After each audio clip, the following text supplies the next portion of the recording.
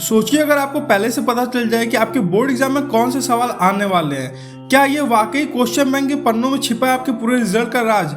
आज हम खोलने जा रहे हैं वह सस्पेंस, क्वेश्चन बैंक से आखिर कितने % सवाल आपके बोर्ड एग्जाम में आते हैं बच्चों। तो इस वीडियो को अंत तक आप देखिएगा तो आपको समझ में आएगा कि क्वेश्चन बैंक का कितना इंपॉर्टेंट है आपके एग्जाम में, और क्वेश्चन बैंक से कितने % के जो क्वेश्चन है वो आपके एग्जाम में पूछते हैं, और क्वेश्चन बैंक किस तरीके से आप पढ़ोगे तो काफी बेनिफिट रहेगा। तो देखो, बोर्ड एग्जाम में सबसे पहले हर स्टूडेंट के दिमाग में यही सवाल घूमता है कि पूरा सिलेबस है, सारा सिलेबस पढ़ूं या बस क्वेश्चन बैंक को ही रट लूं।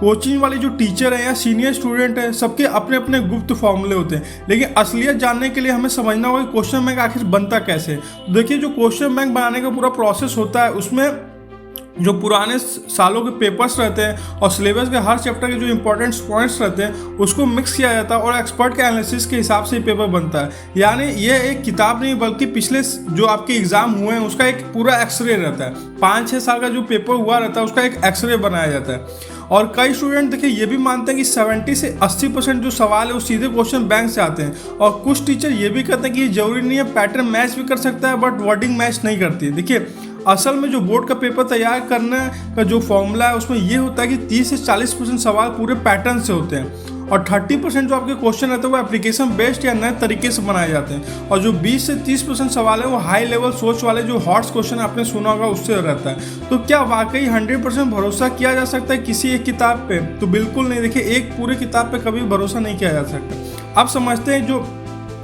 पिछले 5 से 6 सालों के बोर्ड पेपर जो रहता है वो यह बताता है कि लगभग 50 से 60% जो सवाल ऐसे मिल जाते हैं जो क्वेश्चन बैंक से डायरेक्ट या थोड़े से बदले हुए होते हैं, और जो 20 से 25% सवाल होते हैं वो कॉन्सेप्ट वही रहते हैं, बस जो लैंग्वेज रहती है वही चेंज हो जाती है। और बाकी 15 से 25% जो सवाल ऐसे होते हैं बच्चों जो अनएक्सपेक्टेड ट्विस्ट वाले होते हैं, यानी जो आपकी समझ जो आप पढ़े रहते हो साल भर उसका असली परीक्षा वही सवाल लेते हैं। तो इसलिए बस आपको रट्टा मार के सोचोगे क्वेश्चन बैंक को रट्टा मार के पढ़ के चल जाओ तो पास तो हो जाओगे, लेकिन जो आप 95% या 90% का ख्वाब देख रहे हो वो पूरा नहीं होगा। इसलिए कॉन्सेप्ट की क्लियरिटी काफ़ी जरूरी है। तो क्वेश्चन बैंक एक ऐसा मैप है, लेकिन ये एक ऐसा मैप है जो आपको अच्छा परसेंट दिला सकता है, लेकिन आपको मंजिल तक पहुंचाने का ये आपको जो रास्ता वो खुद तय करना पड़ेगा, क्योंकि कुछ क्वेश्चन ऐसे मिलेंगे जो क्वेश्चन बैंक में नहीं रहेंगे। वो आपकी समझ और आप कितना पढ़े हो, कितना प्रैक्टिस किए हो उस पर डिपेंड होता है। तो अब देखो, आपको करना क्या है। सबसे पहले आपको अपने कॉन्सेप्ट को पढ़ना है, स्ट्रांग करना है, उसके बाद क्वेश्चन बैंक को प्रैक्टिस करना है,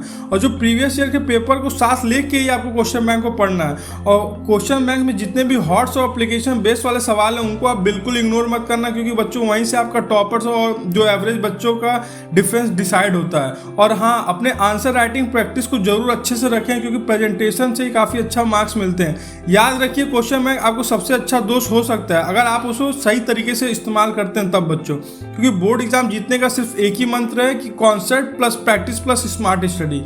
अब आप बताइए कि आप सिर्फ क्वेश्चन बैंक के भरोसे एग्जाम में जाएंगे या अपने कॉन्सेप्ट को भी अपना हथियार बनाएंगे? कमेंट में जरूर लिखिएगा कि और ऐसे ही जबरदस्त गाइडेंस के लिए इस चैनल को जरूर सब्सक्राइब कीजिए। तब तक थैंक यू दोस्तों।